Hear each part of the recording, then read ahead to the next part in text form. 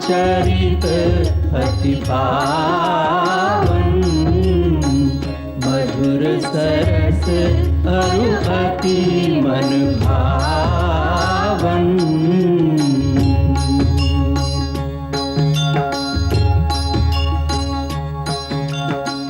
पुनि पुनि कितने हो सुने सुनाए, ये की प्यास बुझत न बुझाए।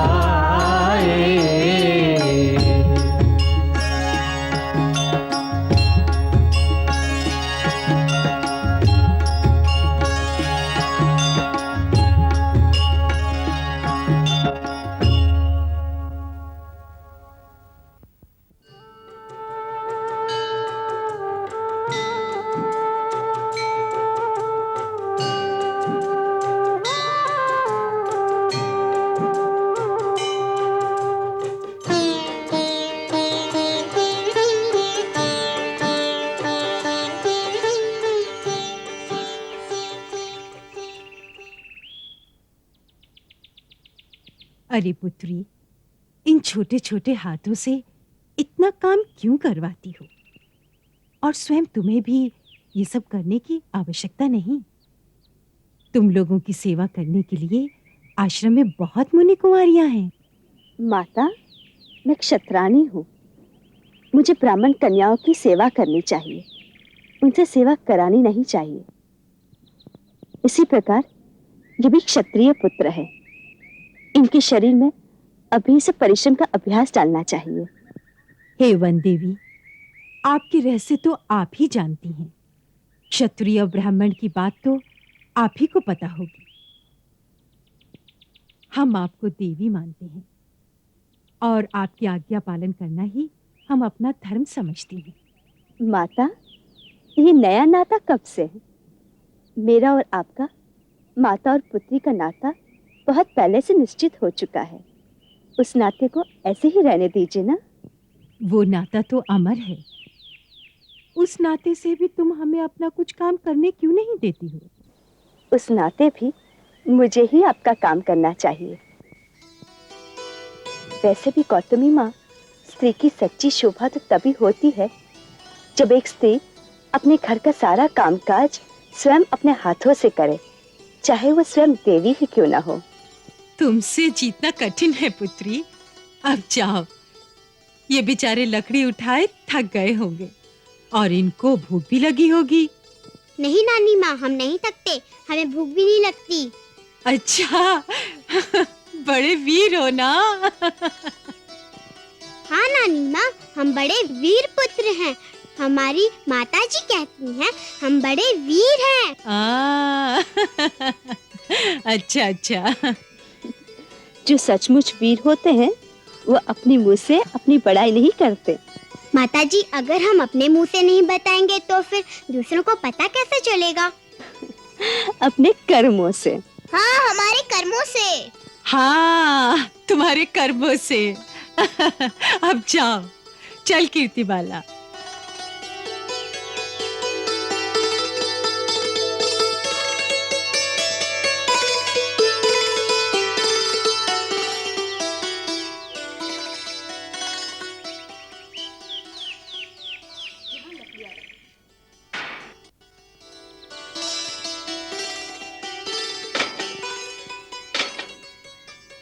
आ जाओ लवकुश। अच्छा, पहले नदी में जाके स्नान करना, फिर संध्या वंदना करना, अंत में गुरुजनों को प्रणाम करना। तब तक मैं तुम लोगों की रसोई बनाती हूँ। अच्छा माताजी।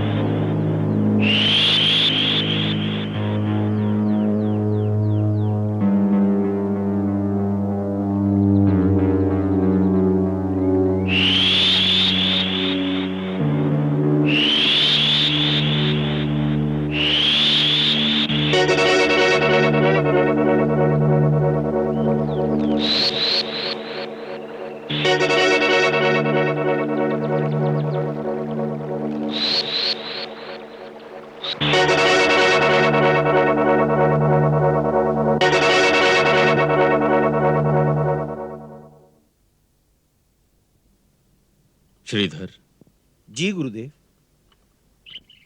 बालक इन दिनों नदी किनारे वाले वृक्ष के नीचे संध्या वंदन करने लगे हैं।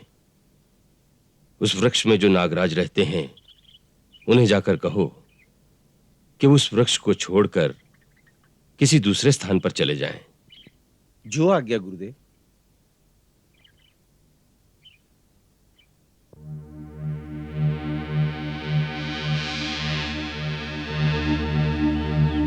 प्रणाम नागराज।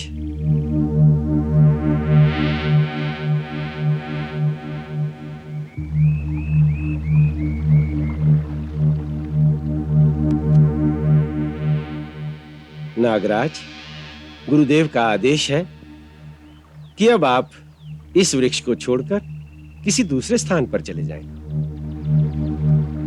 गुरुदेव के मन में शंका है कि इन दिनों दोनों बालक प्रायः यहाँ आते हैं।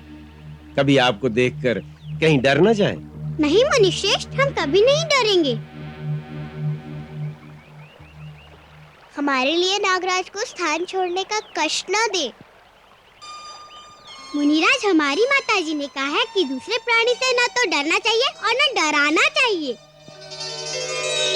जब हम सबसे प्रेम करेंगे तो सब हमसे प्रेम करेंगे। नागराज, आप स्थान छोड़कर मत जाइए। हमारी माताजी कहती है कि हम सब धरती माता के संतान हैं। हम सबको यहाँ प्रेम से रहना है, इसीलिए आप यहीं रहिए। परंतु गुरुदेव का आदेश। हम अभी गुरुदेव से दूसरा आदेश लेकर आते हैं। आप चिंता ना करें, हम अभी आते हैं। अति सुंदर बात कही तुम दोनों ने। तुम्हारी माता ने तुम्हें जो ज्ञान दिया है वो दिव्य है। धन्य है तुम्हारी माता। मुनि श्रीधर से जाकर कह दो कि हमने अपना आदेश वापस ले लिया है। जो आज्ञा गुरुदेव।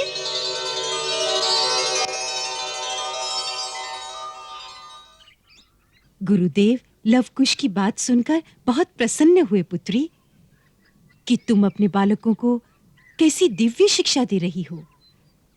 गुरुदेव ने कहा कि सबसे पहला और सबसे बड़ा गुरु माता ही होती है। ये तो सब गुरुदेव का ही चमत्कार है। मैं उन्हीं की प्रेरणा से सब कुछ करती हूँ। वनदेवी, तुम भी दिव्य हो और तुम्हारे बालक भी दिव्य हैं। गुरुदेव ने हर्षमुनि को आदेश दिया है कि अब वो दोनों को संगीत की शिक्षा देना आरंभ कर दें। उनके लिए 2 छोटी-छोटी वीणाएं भी बनवाई हैं गुरुदेव ने। अच्छा? हाँ।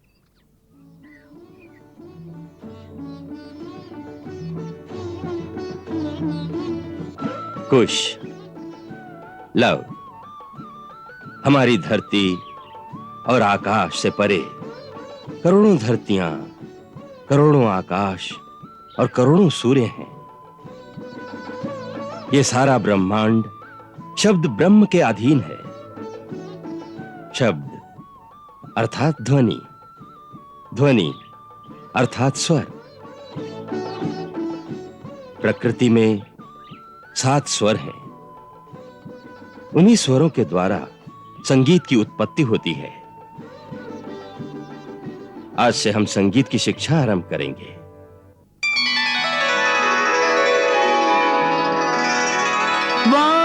वाल्मीकि से परम गुरु लव कुश जैसे शिष्य, इस मणिकांचन योग से उज्ज्वल हो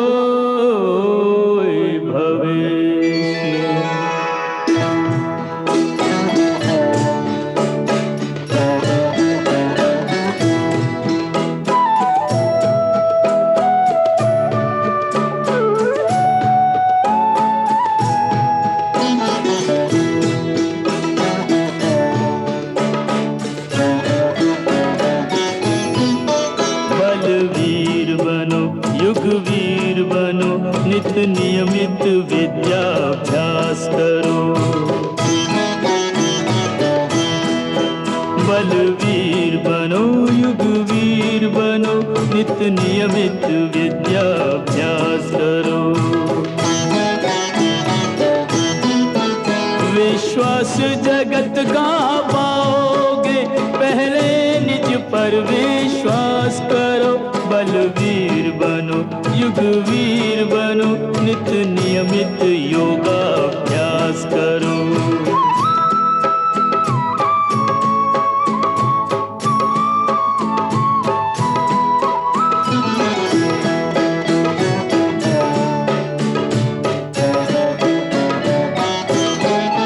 रहे स्वस्थ निरोग ये जीवन, तन कुंदन हो मन कुंदन। वीरत्व प्रदान करे है योग, करे जगवीर का वंदन। जो शक्तियाँ तुम में सोई हैं, उन शक्तियों का आभास करो। युगवीर बनो, बलवीर बनो, नित नियमित विद्याभ्यास करो। बलवीर बनो, युगवीर बनो, तुम नियमित विद्याभ्यास करो।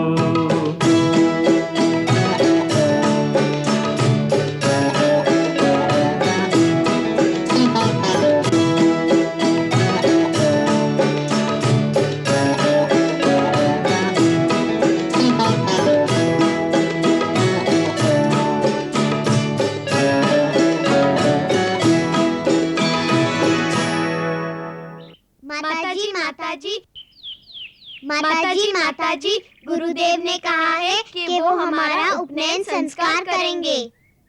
अच्छा, उपनयन संस्कार? हाँ। हाँ पुत्री, अब वो समय आ गया है। अब लव और कुश का यज्ञोपवीत संस्कार करना चाहिए। तुमने इन्हें हमें शिष्य रूप में समर्पण किया है, हमने इनका गुरुपद स्वीकार कर लिया है। अतः अब इनकी शिक्षा का उत्तरदायित्व हम पर है। उपनयन संस्कार के पश्चात हम विधि पूर्वक इनकी शिक्षा आरंभ करना चाहते हैं। तुम उसकी तैयारी करो। जो आज्ञा।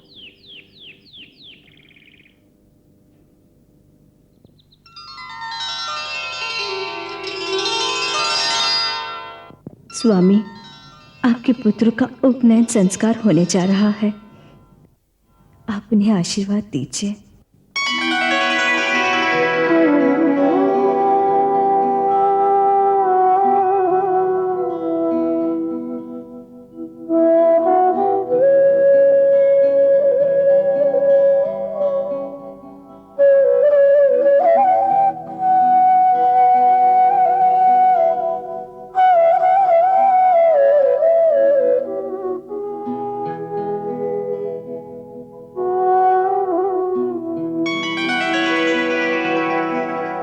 वात्सल्य के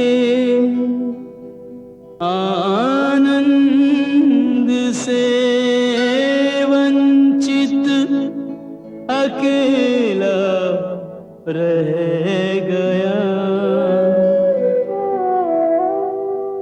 अन्याय अपने पर किया और मौन रह कर सह गया। सुख का सुहाना स्वप्न जाने किस लहर में बह गया। ओ सूर्यवंशी सूर्य, तू ये किस गहर में गह गया। विधना तेरे लेख किसी की समझ न आते हैं। पुत्र पिता से, पिता पुत्र से मिल नहीं पाते हैं। विधना तेरे लेख किसी की समझ न आते हैं।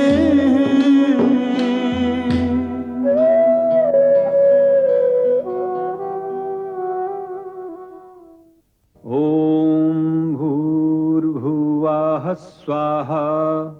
ॐ भूर्भुवः स्वाहा तत्सवितुर्वरेण्यं भर्गो देवस्य धीमहि तत्सवितुर्वरेण्यं भर्गो देवस्य धीमहि धियो यो नः प्रचोदयात्। धियो यो नः प्रचोदयात्।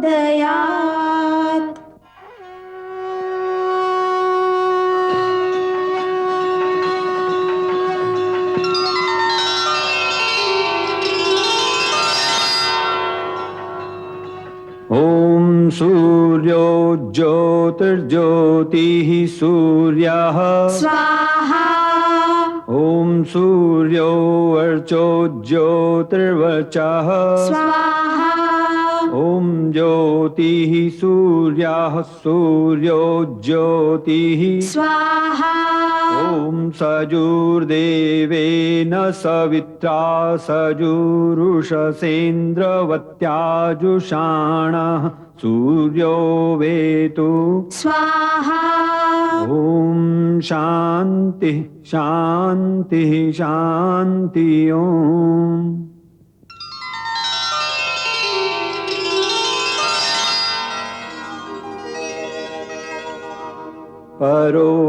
परोपकाराय फलन्ति वृक्षाः परोपकाराय फलन्ति वृक्षाः परोपकाराय वहन्ति नद्यः परोपकाराय वहन्ति नद्यः परोपकाराय दुहन्ति गावः परोपकाराय दुहन्ति गावः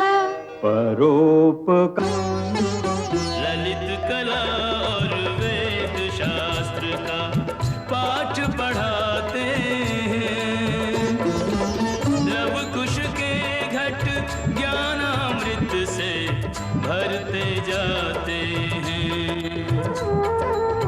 अस्त्र शस्त्र में गुरु दोनों को निपुण बनाते हैं। लव कुश के घट ज्ञानामृत से भरते जाते हैं।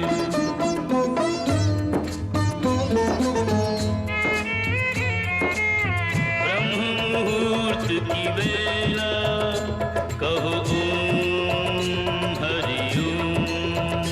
हरि ओम हरि ओम हरि ओम कहे से पावन हो रोम रोम।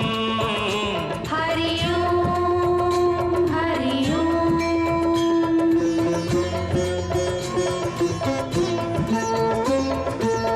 रामायण का पारायण लव कुश को सुगुरु कराते।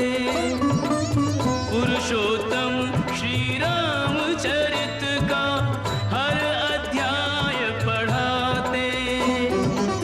वर्णन किया राम अवतार निप दशरथ घर चार कुमार।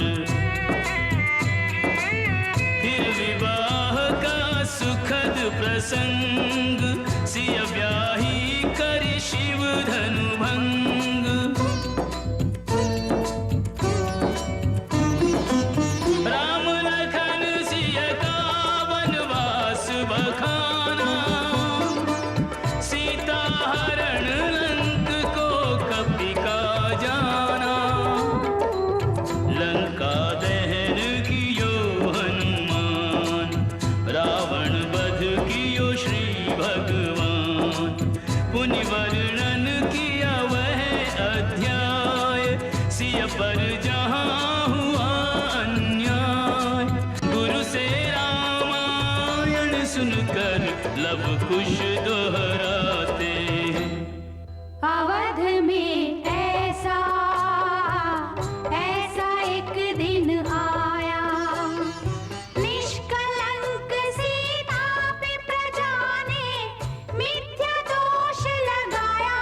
अवध में ऐसा एक दिन आया।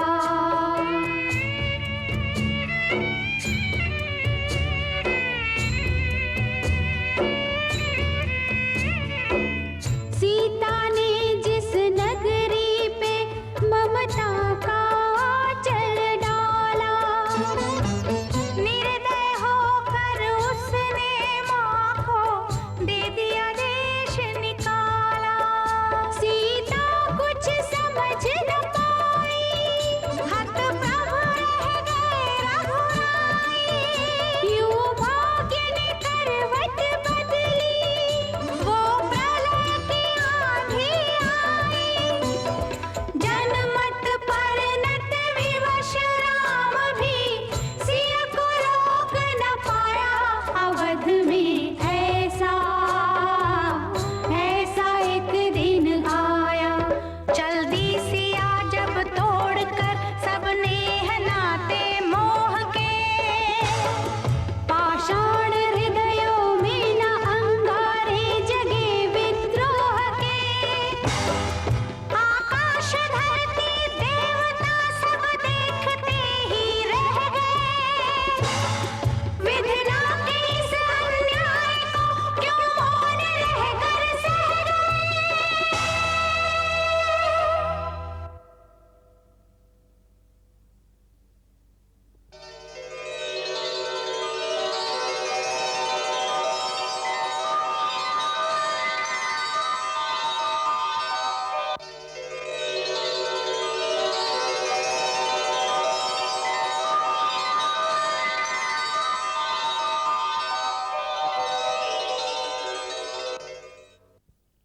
अति सुंदर, अति सुंदर।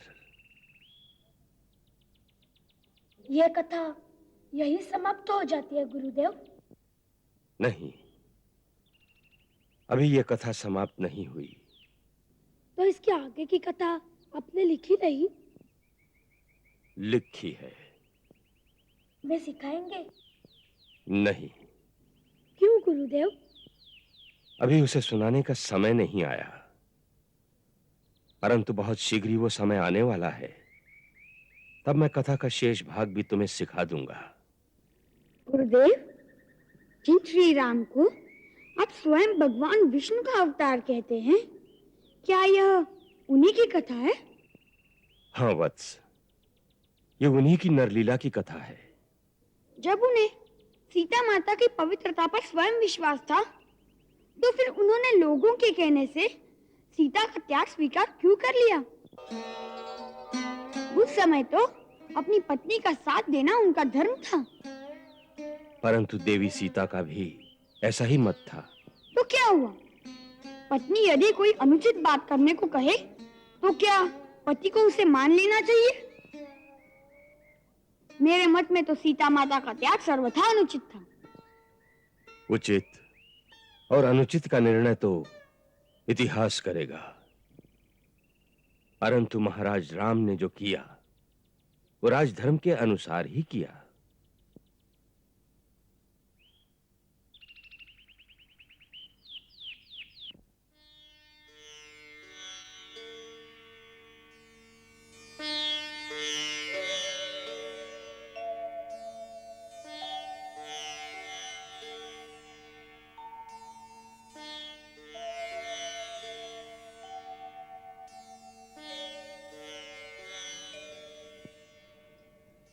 राजा धर्म के नाम पर इतना बड़ा अन्याय कर सकता है, ये बात तो मेरी समझ में नहीं आती। अरे, किस पर इतना बिगड़ रहे हो? कौन से राजा ने इतना बड़ा अन्याय किया है? राजा राम ने। तुम लोग महाराज श्री राम की बात कर रहे हो? हाँ माता जी, आज गुरुदेव ने श्री राम के द्वारा हमें सीता माता के त्याग की कथा सुनाई, तब से भैया का क्रोध शांति नहीं हो रहा।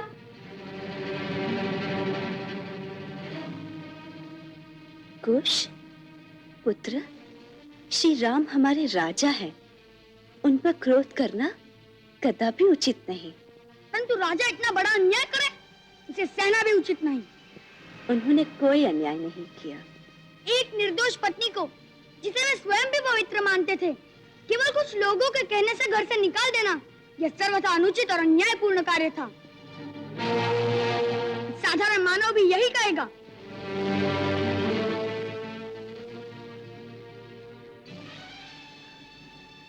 हाँ, साधारण मानव का यही निर्णय हो सकता है, परंतु श्री राम साधारण मानव नहीं है। उन्होंने इस अवतार में मर्यादा पुरुषोत्तम की अति कठिन भूमिका निभानी है। उनके लिए एक आदर्श राजा का धर्म एक पति के धर्म से अधिक महत्वपूर्ण था, क्योंकि राजा का प्रत्येक कर्म सारी प्रजा के जीवन पर गहरा प्रभाव डालता है। इसलिए उन्होंने वही किया जो एक आदर्श राजा को करना चाहिए। परंतु राजा का निजी धर्म क्या कुछ भी नहीं होता? बेचारी पत्नी को वन के कांटों में भेजकर स्वयं राजमहलों का ऐश्वर्य भोगना, ये कहाँ का न्याय है? ये तुमसे किसने कह दिया कि वो स्वयं राजमहलों के ऐश्वर्य में खोए हुए थे? उन्होंने तो अपने जीवन के समस्त सुखों को भी सीता के साथ ही वनवास दे दिया। क्या गुरुदेव ने ये नहीं बताया कि वो राजमहल में भी एक सन्यासी की भांति रहते हैं? नहीं, गुरुदेव ने तो सीता माता के त्याग के पश्चात कथा सुना ही नहीं। कहते हैं समय आने पर बताएंगे।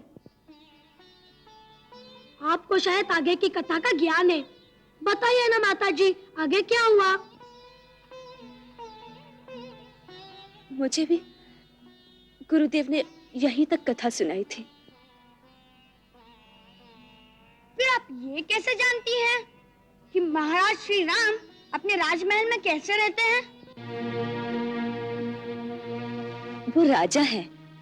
आदर्श राजा का जीवन तो प्रजा के सामने खुली पुस्तक की भांति रहता है।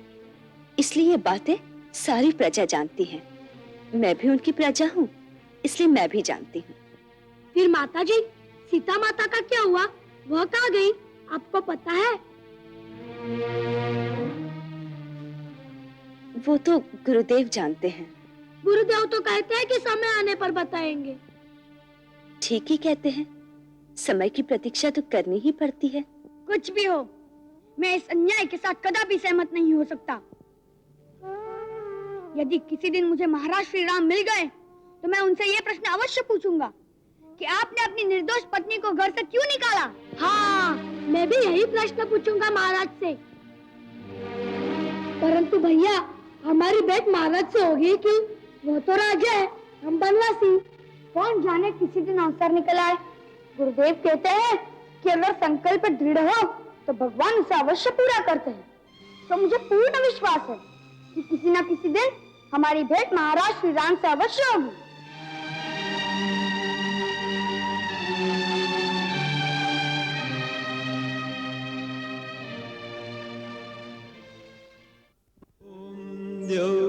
शान्तिरन्तरिक्षगुं शान्तिः पृथिवी शान्तिरापः शान्तिरोषधयः शान्तिः वनस्पतयः शान्तिर्विश्वे देवाः शान्तिर्ब्रह्म शान्ति सर्वज्ञं शान्ति शान्ति। कल्याण।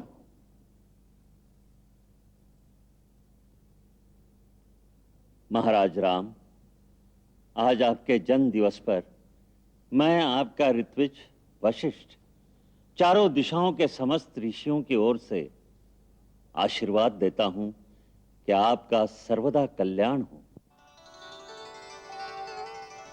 आप स्वयं मूर्तिमान धर्म हैं, अतः जहां भी आपके नाम का उच्चारण हो वहां धर्म की वृद्धि हो।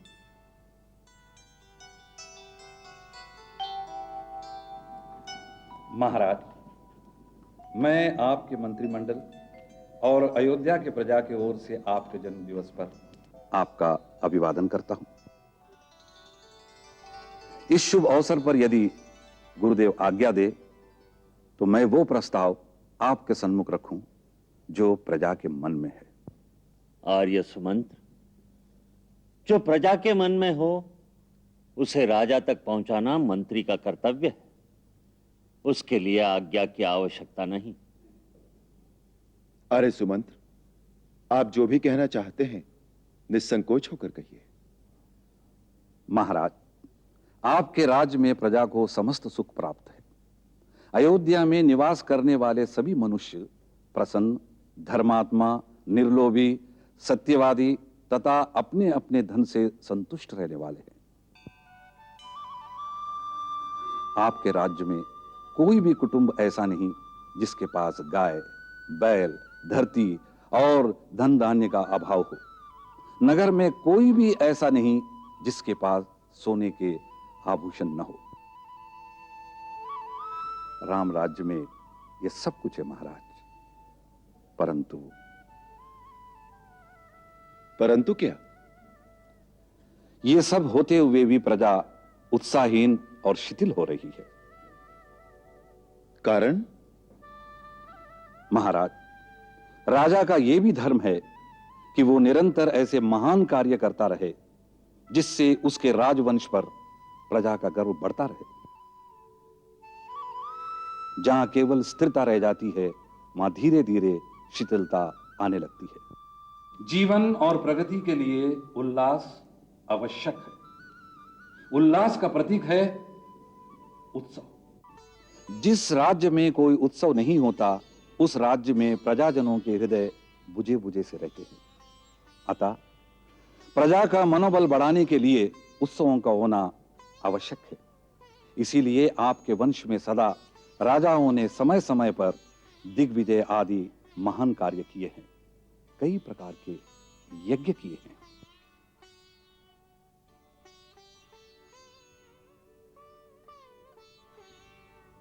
इसका अर्थ यह है कि प्रजा का उत्साह बनाए रखने के लिए कोई ना कोई उत्सव आवश्यक है। महाराज, आर्य सुमंत्र का यही मत है। हम भी उनसे पूर्णतया सहमत हैं।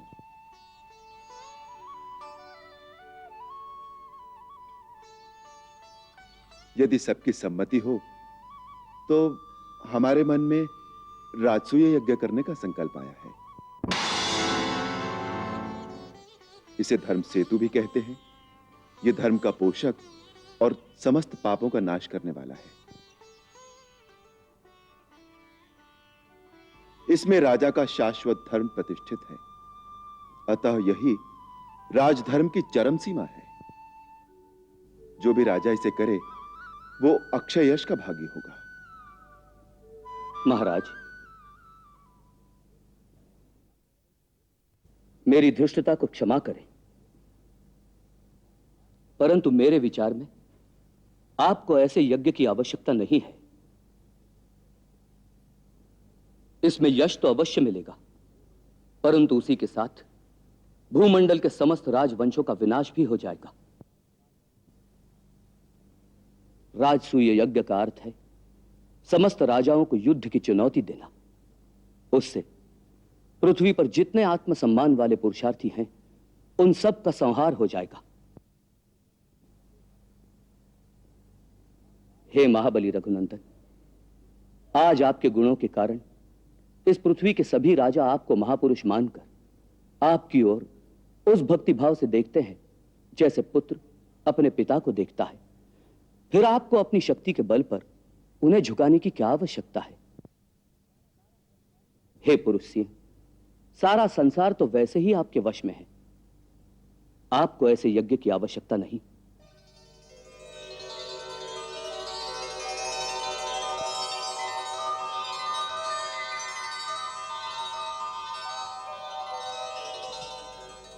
हे कैकेयी नंदन, हम तुम्हारी बात सुनकर बहुत प्रसन्न हुए हैं। शास्त्र कहता है यदि बालक की कही हुई बात अच्छी हो तो उसे ग्रहण करना चाहिए। हे निष्पाप भरत, तुम्हारे मुख से निकला हुआ यह धर्म संगत वचन सारी पृथ्वी की रक्षा करने वाला है। अतः इस उत्तम यज्ञ की ओर से हम अपने मन को हटा लेते हैं। हे रघुकुल नंदन, यदि आप आज्ञा दें तो एक प्रस्ताव रखूं। कहो। महाराज, अश्वमेध नामक महान यज्ञ समस्त पापों को दूर करने वाला परम पावन और दुष्कर है। अतः आप इसका अनुष्ठान स्वीकार करें। ऐसा प्राचीन वृत्तांत सुनने में आता है कि जब देवराज इंद्र को ब्रह्म हत्या लगी थी तब वे अश्वमेध यज्ञ संपन्न करके ही पवित्र हुए थे। इसलिए आप अश्वमेध यज्ञ का ही अनुष्ठान करें।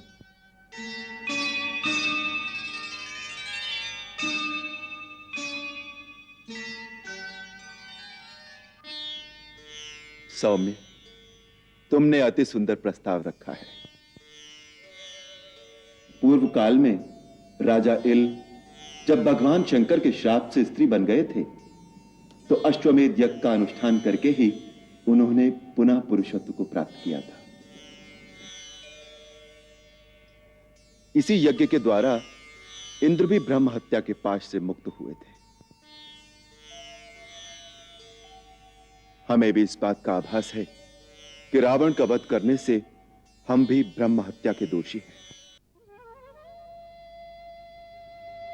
सुना है कि कुंभोदर ऋषि ने हमारे अन्न भंडार से इसलिए अन्न लेना स्वीकार नहीं किया क्योंकि हमने अभी तक ब्रह्म हत्या का प्रायश्चित नहीं किया है।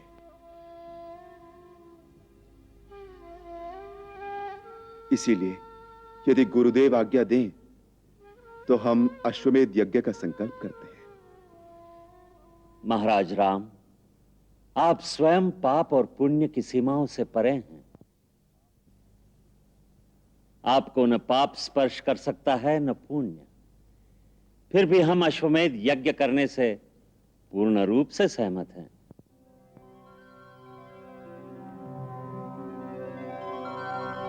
इससे रघुकुल की यश पताका चारों दिशाओं में लहराएगी और जैसे आर्य सुमंत्र ने कहा, प्रजा के अंदर भी स्फूर्ति और उत्साह की लहर फैल जाएगी। तो प्रभु, मेरी यह प्रार्थना है कि इस महायज्ञ के प्रमुख ऋत्विज आप होंगे।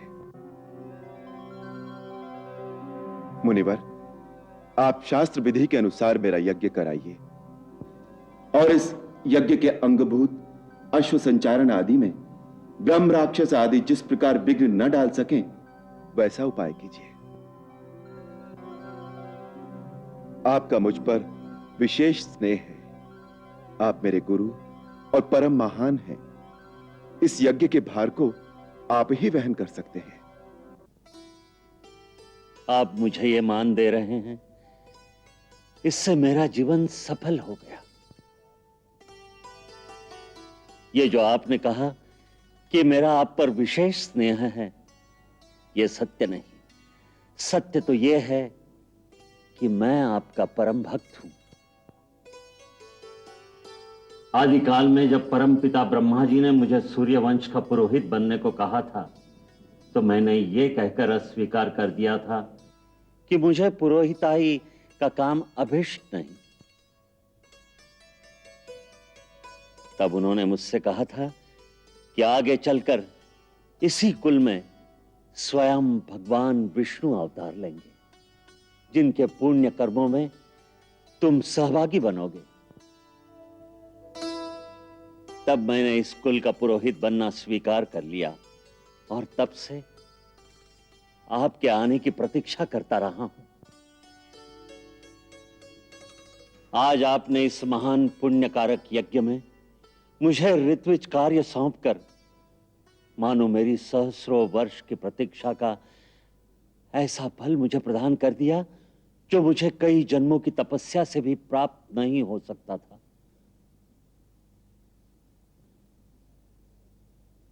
मैं इस यज्ञ का पूरा उत्तरदायित्व लेता हूं।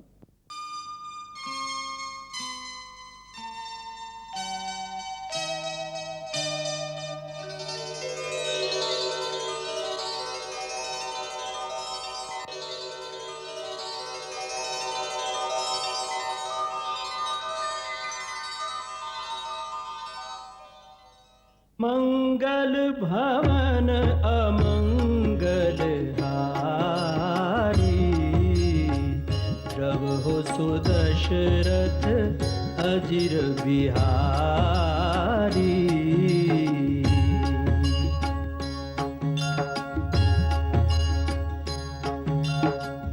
सीताराम चरित अति पावन, मधुर सरस अरु अति मन भावन।